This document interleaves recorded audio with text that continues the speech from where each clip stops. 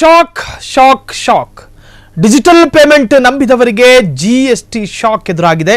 Shocking details ಬಯಲು ಮಾಡಿದ GST ಅಧಿಕಾರಿಗಳು ಬರೋಬ್ಬರಿ 14,000 ವರ್ತಕರಿಗೆ 40 ಲಕ್ಷಕ್ಕೂ ಅಧಿಕ ಯುಪಿಐ ಹಣ, 14,000 ವರ್ತಕರ ಪೈಕಿಗೆ 5,500 ವ್ಯಾಪಾರಿಗಳಿಗೆ ಜಿಎಸ್ಟಿ ನೋಟಿಸ್ ಇಶ್ಯೂ ಆಗಿದೆ. ಇದೊಂದು ರೀತಿಯ ಡಿಜಿಟಲ್ ಅಟ್ಯಾಕ್. ಶಾಕಿಂಗ್ ಡೀಟೇಲ್ಸ್ ಬಯಲು ಮಾಡಿದ ಜಿಎಸ್ಟಿ ಅಧಿಕಾರಿಗಳು ಬರೋಬ್ಬರಿ 14,000 ವರ್ತಕರಿಗೆ 40 ಲಕ್ಷಕ್ಕೂ ಅಧಿಕ ಯುಪಿಐ ಹಣ, 14,000 ವರ್ತಕರ ಪೈಕಿಗೆ 5,500 ವ್ಯಾಪಾರಿಗಳಿಗೆ ಜಿಎಸ್ಟಿ ನೋಟಿಸ್ ಕಳುಹಿಸಿಕೊಡಲಾಗಿದೆ. 5,500 ವರ್ತಕರ ಪೈಕಿ 80% ಮಂದಿ ಬೆಂಗಳೂರಿನವರು. ಜಿಎಸ್ಟಿ ನೋಂದಣಿ ಮಾಡಿಕೊಳ್ಳದೆ 150 ವ್ಯಾಪಾರಿಗಳಿಂದ 2 ಕೋಟಿ ಬಿಸಿನೆಸ್, 900 ವ್ಯಾಪಾರಿಗಳಿಂದ 80 ಲಕ್ಷಕ್ಕೂ ಹೆಚ್ಚು UPI business. Shock, digital payment ನಂಬಿದವರಿಗೆ ಜಿಎಸ್ಟಿ ಶಾಕ್. ಶಾಕಿಂಗ್ ಡೀಟೇಲ್ಸ್ ಬಯಲು ಮಾಡಿದ ಜಿಎಸ್ಟಿ ಅಧಿಕಾರಿಗಳು. ಅಂಗಡಿ ವ್ಯಾಪಾರ ಮಾಡಿಕೊಳ್ತಾ ಇರ್ತೀರಿ, ನಿಮ್ಮ ಅಂಗಡಿಯಲ್ಲೊಂದು QR ಕೋಡ್ ಇರುತ್ತೆ. ನಿಮ್ಮನ್ನ ಕೇಳಿದ್ರೆ ನಾವು ಬಿಸ್ನೆಸ್ ಅಕೌಂಟ್ ಓಪನ್ ಮಾಡಿದೀವಿ ಅಂತ ಹೇಳ್ತೀರಿ. ನೀವು ಪಾಪ ಅಂಗಡಿಯ ಎಲ್ಲ ವ್ಯಾಪಾರ ವಹಿವಾಟನ್ನು ಕೂಡ ನಿಮ್ಮ ಜಿಪೇ, ಗೂಗಲ್ ಪೇ ಮುಖಾಂತರವಾಗಿ, ಫೋನ್ ಪೇ ಮುಖಾಂತರವಾಗಿ ಮಾಡಿಕೊಂಡಿಟ್ಟಿರ್ತೀರಿ. ಸೊ ಇದ್ದಕ್ಕಿದ್ದ ಹಾಗೆ ನಿಮ್ಮ ಅಂಗಡಿಗೊಂದು ನೋಟಿಸ್ ಬರುತ್ತೆ, ನೀವು 8 ಲಕ್ಷ GST ಕಟ್ಟಬೇಕು ಅಂತ. ಪಾಪ ಬೆಳಗ್ಗೆ ತಾನೇ ಎದ್ದು ಬಂದಿರ್ತೀರಿ ಅಂಗಡಿಗೆ, ಆ ನೋಟಿಸ್ ನೋಡಿದ ಕೂಡಲೇ ಕಾರ್ಡಿಯಾಕ್ ಅರೆಸ್ಟ್ ಆಗೋದು ಗ್ಯಾರಂಟಿ. ಸೊ ಇದು ಬೆಂಗಳೂರಿನಲ್ಲಿ 80% ಜನರಿಗೆ, ವರ್ತಕರಿಗೆ ಅಥವಾ ವ್ಯಾಪಾರಿಗಳಿಗೆ ನೋಟಿಸ್ ಬಂದಿದೆ ಎಂದು ಹೇಳಲಾಗ್ತಾ ಇದೆ. ಡಿಜಿಟಲ್ ಪೇಮೆಂಟ್ ನಂಬಿದವರಿಗೆ ಜಿಎಸ್ಟಿ ಶಾಕ್ ಎದುರಾಗಿರುವಂತಹದ್ದು. ಶಾಕಿಂಗ್ ಡೀಟೇಲ್ಸ್ ಅನ್ನು ಬಯಲು ಮಾಡಿದ ಜಿಎಸ್ಟಿ ಅಧಿಕಾರಿಗಳು. ಬರೋಬ್ಬರಿ 14,000 ವರ್ತಕರಿಗೆ 40 ಲಕ್ಷಕ್ಕೂ ಅಧಿಕ ಯುಪಿಐ ಹಣ, 14,000 ವರ್ತಕರ ಪೈಕಿ 5,500 ಜನರಿಗೆ ನೋಟಿಸ್ ಕೊಡಲಾಗಿದೆ. ಯಾರ್ಯಾರಿಗೆ ಜಿಎಸ್ಟಿ ಶಾಕ್ ಗೊತ್ತಾ? ಒಬ್ಬೊಬ್ಬರಿಗಲ್ಲ. ನಿಮ್ಮ ಫ್ರೀಡಮ್ ಟಿವಿಯಲ್ಲಿ ಕಂಪ್ಲೀಟ್ ಡೀಟೇಲ್ಸ್ಗಳನ್ನು ತೋರಿಸ್ತಾ ಹೋಗ್ತೀವಿ ನಾವು. 2021, 22, 23, 24, 25 ಸಾಲಿನಲ್ಲಿ ಯಾವುದಾದರೂ ಒಂದು ವರ್ಷದಲ್ಲಿ ಸ್ವೀಕೃತಿ ಮೊತ್ತ 40 ಲಕ್ಷ ದಾಟಿದ್ದಲ್ಲಿ ಅಂತಹ ವ್ಯಾಪಾರಿಗಳಿಗೆ ವಿವರಣೆ ಕೇಳಿ ಜಿಎಸ್ಟಿ ನೋಟಿಸ್ ಅನ್ನು ಕಳುಹಿಸಿಕೊಡಲಾಗಿದೆ. ವ್ಯಾಪಾರದ ಸ್ವರೂಪ, ಸ್ವೀಕೃತಿ, ಪಾವತಿ ವಿವರಣೆ ಕೇಳಿ ನೋಟಿಸು. ರಾಜ್ಯ ವಾಣಿಜ್ಯ ತೆರಿಗೆ ಇಲಾಖೆಯಿಂದ ನೋಟಿಸ್ ಜಾರಿಯಾಗಿದೆ. ಈಗ ಯಾವುದಾದರೂ ಒಂದು ವರ್ಷದಲ್ಲಿ ನೀವು ರಿಸೀವ್ ಮಾಡ್ಕೊಂಡಿರ್ತಕ್ಕಂಥ ಹಣ 40 ಲಕ್ಷ ದಾಟಿದ್ರೆ ಅರ್ಥ ಮಾಡ್ಕೊಳ್ಳಿ, ಸ್ವೀಕೃತಿ ಮೊತ್ತ ಅದು 2021ರಲ್ಲಾಯ್ತೋ, 22ರಲ್ಲಾಯ್ತೋ, 23ರಲ್ಲಾಯ್ತೋ, 24, 25 ಯಾವುದೇ ಸಾಲಿನಲ್ಲಾಗಿರಲಿ, ಯಾವುದಾದ್ರೂ ಒಂದು ವರ್ಷದಲ್ಲಿ ನಿಮ್ಮ ಸ್ವೀಕೃತಿ ನೀವು ರಿಸೀವ್ ಮಾಡ್ಕೊಂಡಿರೋದು 40 ಲಕ್ಷ ದಾಟಿದ್ದೇ ಆದಲ್ಲಿ ಅಂತಹ ವ್ಯಾಪಾರಿಗಳಿಗೆ, ನೀವು ಹಾಲಿನ ಅಂಗಡಿ ಇಟ್ಕೊಂಡಿದ್ದೀರೋ, ಜನರಲ್ ಸ್ಟೋರ್ ಇಟ್ಕೊಂಡಿದ್ದೀರೋ, ತರಕಾರಿ ಅಂಗಡಿ ಇಟ್ಕೊಂಡಿದ್ದೀರೋ, ಅದೇನೇ ಇರಲಿ, ನೀವು ಒಂದು ವರ್ಷದಲ್ಲಿ 40 ಲಕ್ಷ ಏನಾದರೂ ರಿಸೀವ್ ಮಾಡ್ಕೊಂಡಿದ್ರೆ, ನಿಮ್ಮ ಆ ಒಂದು ಬ್ಯಾಂಕ್ ಅಕೌಂಟಿಗೆ ಡಿಪಾಸಿಟ್ ಆಗಿದ್ರೆ ಅಂತಹ ವ್ಯಾಪಾರಿಗಳಿಗೆ ವಿವರಣೆ, ಎಕ್ಸ್ಪ್ಲನೇಷನ್ ಕೇಳ್ತಾರೆ. ಜಿಎಸ್ಟಿ ನೋಟಿಸ್ ಎಕ್ಸ್ಪ್ಲೈನ್ ಮಾಡಿ, ನಿಮ್ಮ ಇನ್ಕಮ್ ಸೋರ್ಸ್ ಏನು, ಹೆಂಗೆ ಬಂತು 40 ಲಕ್ಷ. ವ್ಯಾಪಾರದ ಸ್ವರೂಪ ಅಂದ್ರೆ ನೀವು ಹೋಟ್ಲ್ ಇಟ್ಕೊಂಡಿದ್ದೀರೋ, ಹಾಲಿನ ಅಂಗಡಿ ಇಟ್ಕೊಂಡಿದ್ದೀರೋ, ನಿಮ್ಮ ಸ್ವರೂಪ, ಸ್ವೀಕೃತಿ, ಪಾವತಿ ಇವೆಲ್ಲದರ ವಿವರಣೆಯನ್ನ ಕೇಳಿ ಒಂದು ನೋಟಿಸ್ ಬರುತ್ತೆ. ಅದು ಕಳಿಸ್ಕೊಟ್ಟಿರೋದು ರಾಜ್ಯ ವಾಣಿಜ್ಯ ತೆರಿಗೆ ಇಲಾಖೆಯಿಂದ, ಅರ್ಥಾತ್ ಟ್ಯಾಕ್ಸ್ ಡಿಪಾರ್ಟ್ಮೆಂಟ್ ಇಂದ. ಹಾಗಾದ್ರೆ ಇದಕ್ಕೆ ಸಂಬಂಧಪಟ್ಟ ಹಾಗೆ ಒಂದಷ್ಟು ಅಪ್ಡೇಟ್ಸ್ಗಳನ್ನ ನೀವೀಗ ಫ್ರೀಡಮ್ ಟಿವಿಯ ಸ್ಕ್ರೀನ್ ಮೇಲೆ ಗಮನಿಸ್ತಾ ಹೋಗ್ತೀರಿ. ವಾಣಿಜ್ಯ ತೆರಿಗೆ ನೋಟಿಸ್ಗೆ ವ್ಯಾಪಾರಿಗಳು ಹೆದರಬೇಕಿಲ್ಲ, ಗೊಂದಲ ಬೇಡ, ಆತಂಕ ಬೇಡ. ಕಚೇರಿಗೆ ಭೇಟಿ ನೀಡಿ ವಿವರಣೆ ನೀಡಿದ್ರೆ ಸಾಕು, ಟೈಮ್ ಇದೆ. ಏನು ಆನೆ ಕುದುರೆ ಅಲ್ಲ ಇದು, ಗೊಂದಲ ಬೇಡ. ವಿವರಣೆ ತೃಪ್ತಿಕರವಾಗಿದ್ರೆ ಕಟ್ಟಬೇಕಾದ ತೆರಿಗೆಯ ಪ್ರಮಾಣ ಕಮ್ಮಿ ಆಗುತ್ತೆ. ಸಣ್ಣ ವ್ಯಾಪಾರಿಗಳಿಗಾಗಿ ಕಂಪೋಸಿಷನ್ ಟ್ಯಾಕ್ಸ್ ಸ್ಕೀಮ್ ಇದೆ, ಅದರ ಅಡಿ ನಿಗದಿತ ತೆರಿಗೆ ಪಾವತಿ ಮಾಡಿದ್ರೆ ಶಿಸ್ತುಬದ್ಧ ವ್ಯಾಪಾರ. ರಾಜ್ಯ ವಾಣಿಜ್ಯ ತೆರಿಗೆ ಇಲಾಖೆ ಅಧಿಕಾರಿಗಳ ಮಾಹಿತಿ ಇದು. ಯುಪಿಐ ವಹಿವಾಟು ಕಾರಣ ತೆರಿಗೆ ವಂಚನೆ ಸುಲಭವಲ್ಲ. ವಾಣಿಜ್ಯ ತೆರಿಗೆ ನೋಟಿಸ್ಗೆ ವ್ಯಾಪಾರಿಗಳು ಹೆದರಬೇಕಿಲ್ಲ. ವ್ಯಾಪಾರ ಮಾಡ್ಕೊಂಡೋಗಿ ಲೀಲಾಜಾಲ್ವಾಗಿ ಏನು ತೊಂದರೆ ಇಲ್ಲ. ನೋಡ್ರಿ, ಪ್ರಜಾಪ್ರಭುತ್ವ ವ್ಯವಸ್ಥೆ, ಭಾರತ ಸರ್ಕಾರ ಅಥವಾ ಕರ್ನಾಟಕ ಸರ್ಕಾರ ನಡೆಯಬೇಕಾದ್ರೆ ಸರ್ಕಾರದ ಖಜಾನೆಗೆ ದುಡ್ಡು ಬೇಕು. ಆ ದುಡ್ಡೆಲ್ಲಿಂದ ಬರುತ್ತೆ? ಆಕಾಶದಿಂದ ಉದುರುತ್ತಾ? ಜನರ ತೆರಿಗೆಯ ಹಣವನ್ನು ಸಂಗ್ರಹಿಸಲಾಗುತ್ತೆ. ಆ ತೆರಿಗೆಯ ಮಾರ್ಗ ಬೇರೆ ಬೇರೆ ರೂಪದ್ದಾಗಿರಬಹುದು. Road tax, water tax, home tax, ಹಿಂಗೆ ಇರ್ತವೆ, ಬೇರೆ ಬೇರೆ ರೂಪಗಳಿರ್ತವೆ. ಸೊ ಈಗ ಅಂಗಡಿ ಮಾಡಿಕೊಂಡು ವ್ಯಾಪಾರ ಮಾಡ್ಕೊಂಡು ಅಚ್ಚುಕಟ್ಟಾಗಿ ಜೀವನ ಮಾಡ್ತಿರುವವರಿಗೆ ಇದೇನಿದು GST ಬರೆ ವಾಟ್ಸಾಪ್ ಫೇಸ್ಬುಕ್ನಲ್ಲೆಲ್ಲ ಬಹಳಷ್ಟು ಆತಂಕಕಾರಿಯಾದಂಥ ವಿಚಾರಗಳು ಹರಿದಾಡ್ತಾ ಇದೆ GSTಯ ಬಗ್ಗೆ. ಸೊ ಸಾಕಷ್ಟು ವ್ಯಾಪಾರಸ್ಥರು ಕೂಡ ಗಲಿಬಿಲಿ, ಗಾಬರಿ, ಆತಂಕ, ಗಾಬರಿ ಎಲ್ಲವೂ ಆಗಿರುತ್ತೆ. ಸೊ ಗಾಬರಿ ಪಡಬೇಕಾಗಿಲ್ಲ. ನಾವು ಹೇಳ್ತಾ ಇರೋದು ಗಾಬರಿ ಬೇಡ. ವಾಣಿಜ್ಯ ತೆರಿಗೆ ನೋಟಿಸ್ಗೆ ವ್ಯಾಪಾರಿಗಳು ಹೆದರಬೇಕಿಲ್ಲ. ಕಚೇರಿಗೆ ಭೇಟಿ ಕೊಡಿ. ವಾಣಿಜ್ಯ ತೆರಿಗೆ ಡಿಪಾರ್ಟ್ಮೆಂಟ್ ಆಫೀಸ್ ಇದೆ, ಅಲ್ಲಿ ಭೇಟಿ ಕೊಡಿ. ವಿವರಣೆ ನೀಡಿದರೆ ಸಾಕು. ನೀವು ಎಕ್ಸ್ಪ್ಲೈನ್ ಮಾಡಿ, ಅವರಿಗೆ ಅರ್ಥ ಮಾಡಿಸ್ಕೊಡಿ. ಟೈಮ್ ಇದೆ, ಇನ್ನೂ ಕೂಡ ಒಂದು ನಿಗದಿತ ಟೈಮನ್ನು ಕೊಟ್ಟಿದ್ದಾರೆ.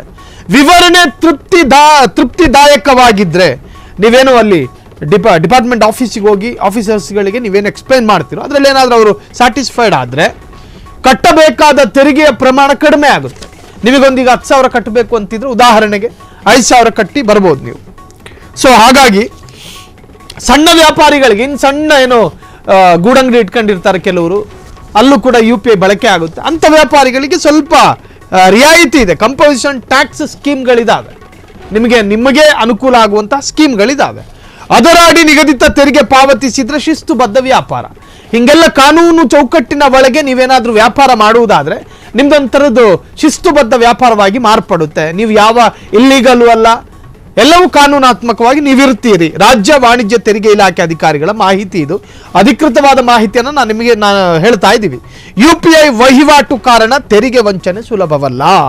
ಇನ್ನು ನೀವು 40 ಲಕ್ಷ ಸ್ವೀಕಾರ ಮಾಡ್ಕೊಂಡಿದ್ದೀರಿ ವಹಿವಾಟಿನಲ್ಲಿ, ಇನ್ನು ಆಫೀಸಿಗೆ ಹೋಗ್ಬಿಟ್ಟು ಅಧಿಕಾರಿಗಳ ಜೊತೆ ಸುಳ್ಳು ಹೇಳಿ ತಪ್ಪಿಸ್ಕೋತೀರಾ ಅಂದರೆ ಸಾಧ್ಯ ಇಲ್ಲ. ಅದು UPIನಲ್ಲಿ ಟ್ರಾನ್ಸಾಕ್ಷನ್ ಆಗಿರೋದ್ರಿಂದಾಗಿ ನೀವು ತಪ್ಪಿಸಿಕೊಳ್ಳೋದಕ್ಕೆ ಸಾಧ್ಯ ಇಲ್ಲ. 2 ಗಂಟೆಗೆ ನಾನು ಇಷ್ಟು ಲಕ್ಷನೇ ಕಳಿಸ್ದೆ, 1:15ಗೆ ಇಷ್ಟು ಲಕ್ಷನೇ ಸ್ವೀಕಾರ ಮಾಡ್ಕೊಂಡೆ, ಎಲ್ಲವೂ ಕೂಡ ಅತ್ಯಂತ ಡಿಜಿಟಲ್ ಎವಿಡೆನ್ಸ್ ಆಗಿ ಇರುತ್ತೆ. ನೀವು ಸುಳ್ಳು ಹೇಳುವಂತಹದ್ದು, ಟ್ಯಾಕ್ಸ್ನಿಂದ ಮುಕ್ತಿ ಹೊಂದೋದಕ್ಕೆ ಬೇರೆ ಬೇರೆ ಮಾರ್ಗಗಳನ್ನು ಹುಡುಕೋ ಪ್ರಯತ್ನ ಬೇಡ. ತಪ್ಪಿಸಿಕೊಳ್ಳೋದಕ್ಕೆ ಸಾಧ್ಯ ಇಲ್ಲ. ಕಾನೂನಾತ್ಮಕವಾಗಿ GSTಯನ್ನು ಪೇ ಮಾಡಿ. GST ಶಾಕಿಗೆ ಹೆದರಿದ ಸಣ್ಣ ಪುಟ್ಟ ವ್ಯಾಪಾರಿಗಳು,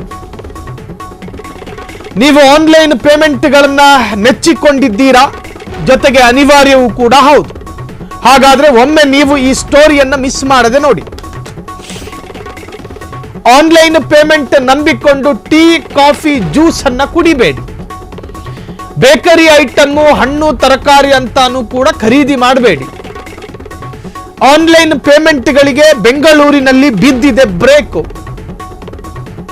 ಬಹುತೇಕ ಅಂಗಡಿಗಳ ಮುಂದೆ ಕಣ್ಮರೆಯಾಗಿವೆ QR ಕೋಡ್.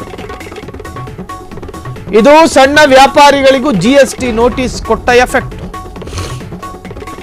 ತೆರಿಗೆ ನೋಟಿಸ್ಗೆ ಬೆಚ್ಚಿ QR ಕೋಡ್ ತೆಗೆದ ವ್ಯಾಪಾರಿಗಳು, ನಾವು ಸ್ಕ್ಯಾನ್ ಮಾಡಿ ಹಣ ತಕೊಂಡ್ರೇನೆ ಅಲ್ವಾ ನೀವು ನೋಟಿಸ್ ಕೊಡೋದು, ಆ ಸ್ಕ್ಯಾನು ಬೇಡ, ಆ ಮಣ್ಣಂಗಟ್ಟಿ ದುಡ್ಡು ಬೇಡ ಅಂತ ಹೇಳಿ ಆ QR ಕೋಡ್ನ ತೆಗೆದು ಪಕ್ಕಕ್ಕೆ ಇಟ್ಟವ್ರೆ. ಬರುವ ಕಸ್ಟಮರ್ ಜೊತೆ ಫಸ್ಟ್ ಹೇಳ್ತಾರೆ, ಹಣ ಜೋಬಲ್ಲಿ ಹುಡುಕಾಡಿ ದುಡ್ಡು ಗಿಟ್ಟಿದ್ರೆ ಕೊಟ್ಟು ಹೋಗಿ ಅಂತ. ಪಾಪ ಭಯ, ಅದರ ಬಗ್ಗೆ ತಿಳುವಳಿಕೆ ಇಲ್ಲ. ಯಾಕೆ ನಮಗೆ ನೋಟಿಸ್ ಬರ್ತಾ ಇದೆ, ಯಾಕೆ ತೆರಿಗೆ ಇಲಾಖೆಯಿಂದ ಎಕ್ಸ್ಪ್ಲನೇಷನ್ ಕೇಳ್ತಿದ್ದಾರೆ, ಇದ್ರ ಬಗ್ಗೆ ಪಾಪ ಅವ್ರಿಗೆ ತಿಳುವಳಿಕೆ ಇಲ್ಲ. ಸಾಂಪ್ರದಾಯಿಕವಾಗಿ ಕರ್ನಾಟಕದಲ್ಲಿ ಎಷ್ಟೋ ವರ್ಷಗಳು ಉರುಳು ಹೋಯಿತು, ಈವರೆಗೂ ಬರದೇ ಇರತಕ್ಕಂತಹ GST ನೋಟಿಸು ಏಕಾಏಕಿ ಬಂದರೆ ಅವರಿಗೆ ಹೃದಯಾಘಾತ ಆಗದಲ್ಲಿ ಇನ್ನೇನಾಗುತ್ತೆ ಹೇಳಿ.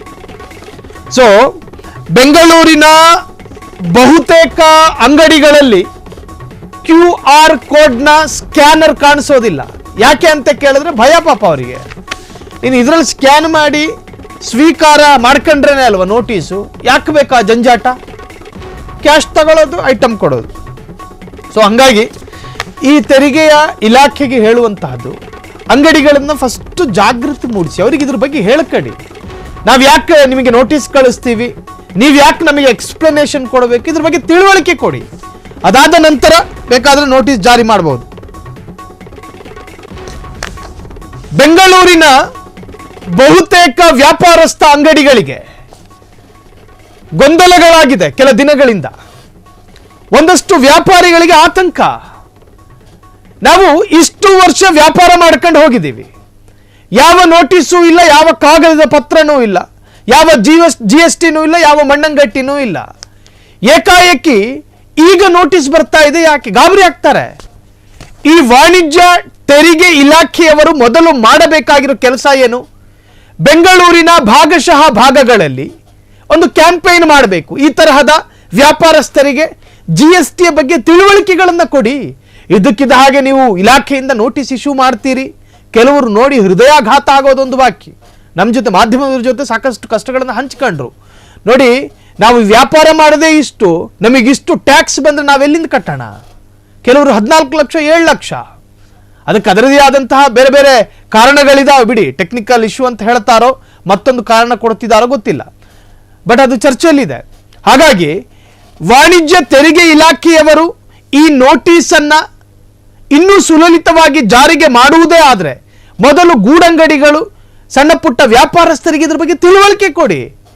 ನೀವು ಏನೂ ಹೇಳಿಕೊಡದೆ ಏಕಾಏಕಿ ನೋಟಿಸ್ ಜಾರಿ ಮಾಡ್ತೀರಿ. ಈಗ ಸಾಕಷ್ಟು ಅಂಗಡಿಗಳಲ್ಲಿ QR ಕೋಡ್ ಇಡೋದನ್ನು ನಿಲ್ಲಿಸಿದ್ದಾರೆ. ಬ್ಯಾಂಕ್ ವಹಿವಾಟು, ಕಾಗದ ಏನು ಹೇಳ್ತಾರೆ ಅದಕ್ಕೆ, ಕಾಗದ ರಹಿತ ವಹಿವಾಟು, ಕ್ಯಾಶ್ಲೆಸ್. ಏನು, ನಾವು ಈ ಹಿಂದೆ ಹಣವನ್ನು ಕೊಟ್ಟು ಪಡ್ಕೋತಾ ಇದ್ವಿ ಸಾಧನಗಳನ್ನು, ಆದರೆ ಈಗ ಕ್ಯಾಶ್ಲೆಸ್ಸು, ಡಿಜಿಟಲ್ ಇಂಡಿಯಾ ಅಂತ ಏನು ಕರಿತೀವೋ ಅದಕ್ಕೆ ತೆರಿಗೆ ಇಲಾಖೆ ಏನಾದರೂ ಒತ್ತು ಕೊಡುವುದೇ ಆದರೆ ನೀವು ಮೊದಲು ವ್ಯಾಪಾರಸ್ಥರಿಗೆ ತಿಳುವಳಿಕೆಗಳನ್ನು ಕೊಡಿ. QR ಕೋಡನ್ನು ಮತ್ತೆ ಇಡೋದಕ್ಕೆ ಪ್ರಯತ್ನ ಮಾಡಲಿ. ಅವರು ಭಯಪಡ್ತಿದ್ದಾರೆ. ಆ QR ಸ್ಕ್ಯಾನರ್ಗಳನ್ನು ಬಚ್ಚಿಡ್ತಾ ಇದ್ದಾರೆ. ಕಾರಣ ಏನು ಅಂತ ಹೇಳಿದ್ರೆ, ನಿಮ್ಮ ನೋಟಿಸು ವ್ಯಾಪಾರ ಆಗೋದು 4 ಲಕ್ಷ, ನಿಮ್ಮ ನೋಟಿಸ್ 7 ಲಕ್ಷದ್ದು. ಎಲ್ಲಿಂದ ಕೊಡ್ತಾರವರು? ಎಲ್ಲಿಗೆ ಹೋಗ್ತಾರವರು? ಸೊ ಹಾಗಾಗಿ ಈಗೇನು ನೀವು ನೋಟಿಸ್ ಕಳಿಸಿದಿರೋ ಆ ನೋಟಿಸ್ನಲ್ಲಿ ನೀವು ಹೇಳ್ಕೊಂಡಿರುವಂತಹದ್ದು, ವಾಣಿಜ್ಯ ತೆರಿಗೆ ನೋಟಿಸ್ಗೆ ವ್ಯಾಪಾರಿಗಳು ಹೆದರಬೇಕಿಲ್ಲ. ಆಗೋಗಿದೆ, ಇನ್ನು ಏನು ಹೆದರಬಾರದು. ಕಚೇರಿಗೆ ಭೇಟಿ ನೀಡಿ ವಿವರಣೆ ನೀಡಿದರೆ ಸಾಕು. ನಿಮ್ಮ ಕಚೇರಿಗೆ ಭೇಟಿ ಕೊಟ್ಟು ತಿಂಗಳುಗಟ್ಟಲೆಯ ವ್ಯಾಪಾರ ವಹಿವಾಟನ್ನು ನೆನಪಿನಲ್ಲಿ ಇಟ್ಕೊಂಡು ಅವ್ರು ಹೆಂಗೆ ಎಕ್ಸ್ಪ್ಲನೇಷನ್ ಕೊಡ್ತಾರೆ ಅನ್ನೋದೇ ಅವರಿಗೆ ಆತಂಕ. ಬರೋದಕ್ಕೆ ಅವರಿಗೂ ಮನಸ್ಸಿದೆ, ಹೆಂಗೆ ಕೊಡ್ತಾರೆ ಅವರು? ಆ ತಿಂಗಳ ವಹಿವಾಟಿನ ಲೆಕ್ಕಗಳನ್ನು ಎಲ್ಲಿ ದಾಖಲೆಯಲ್ಲಿ ಇಟ್ಕೊಂಡಿರ್ತಾರವರು? ವಿವರಣೆ ತೃಪ್ತಿಕರವಾಗಿದ್ದರೆ, ಅಂದರೆ ವ್ಯಾಪಾರಸ್ಥರು ವಹಿವಾಟಿನ ಬಗ್ಗೆ ಕ್ಲೀನ್ ಆದಂಥ ವಿವರಣೆಯನ್ನು ಕೊಟ್ಟಿದ್ರೆ, ತೆರಿಗೆಯ ಪ್ರಮಾಣ ಕಡಿಮೆ, ಅಲ್ಲಿ ನೀವು ತೆರಿಗೆನೇ ಕಟ್ಟಬಾರ್ದು ಅಂತ ಏನು ಹೇಳಿಲ್ಲ, ತೆರಿಗೆಯ ಪ್ರಮಾಣದಲ್ಲಿ ಸ್ವಲ್ಪ ಏರಿಳಿತ ಕಾಣಬಹುದು. ಸಣ್ಣ ವ್ಯಾಪಾರಿಗಳಿಗಾಗಿ, ಅಂದರೆ ಸಣ್ಣ ಪುಟ್ಟ ವ್ಯಾಪಾರಿಗಳು, ಆ ವ್ಯಾಪಾರಿಗಳಿಗಾಗಿ ಕಂಪೋಸಿಷನ್ ಟ್ಯಾಕ್ಸ್ ಸ್ಕೀಮ್ಗಳಿದ್ದಾವೆ. ಏಕಕಾಲಕ್ಕೆ ನೀವೆಲ್ಲವೂ ಕೊಡಬೇಕು ಅಂತಲ್ಲ, ಒಂದಷ್ಟು EMI ಅಥವಾ ಬೇರೆ ಬೇರೆ ಮಾರ್ಗಗಳಿದ್ದಾವೆ, ನಿಮಗೆ ಅನುಕೂಲ ಆಗುವಂಥ ಮಾರ್ಗ ಅಂತ ಅರ್ಥ. ಅದರ ಅಡಿ ನಿಗದಿತ ತೆರಿಗೆ ಪಾವತಿಸಿದರೆ ಶಿಸ್ತುಬದ್ಧ ವ್ಯಾಪಾರಕ್ಕೆ ಅನುವು ಮಾಡಿ ಕೊಡಲಾಗುತ್ತೆ ಅನ್ನೋ ತರಹದ್ದೊಂದು ನೋಟಿಸ್ ಅದು. ಈಗಾಗಲೇ ಬೆಂಗಳೂರು ಭಾಗದ ಅನೇಕ ವ್ಯಾಪಾರಸ್ಥರು ಕೂಡ ಆತಂಕದಲ್ಲಿದ್ದಾರೆ. ಫ್ರೀಡಮ್ ಟಿವಿ ಹೇಳುವಂತಹದ್ದಿಷ್ಟು ಆತಂಕ ಬೇಡ, ಗಾಬರಿ ಬೇಡ, ಭಯ ಬೇಡ. ಸಂಬಂಧಪಟ್ಟಂಥ ಕಚೇರಿಗೆ ಹೋಗಿ ಎಕ್ಸ್ಪ್ಲನೇಷನ್ ಅನ್ನು ಕೊಡಿ. ಅಧಿಕಾರಿಗಳಿಗೆ ನಿಮ್ಮ ಅಧಿಕಾರಿಗಳೇ ನಿಮಗೆ ಒಂದಷ್ಟು ಮಾಹಿತಿಯನ್ನು ಕೊಡ್ತಾರೆ. ಕ್ಷಣ ಕ್ಷಣದ ಸುದ್ದಿಗಳಿಗಾಗಿ ಫ್ರೀಡಮ್ ಟಿವಿ ಸಬ್ಸ್ಕ್ರೈಬ್ ಮಾಡಿ, ಲೈಕ್ ಮಾಡಿ ಹಾಗೂ ಫಾಲೋ ಮಾಡಿ. ಹೊಸ ಸುದ್ದಿಗಳ ನೋಟಿಫಿಕೇಶನ್ಗಾಗಿ ಬೆಲ್ ಐಕಾನ್ ಮೇಲೆ ಕ್ಲಿಕ್ ಮಾಡಿ.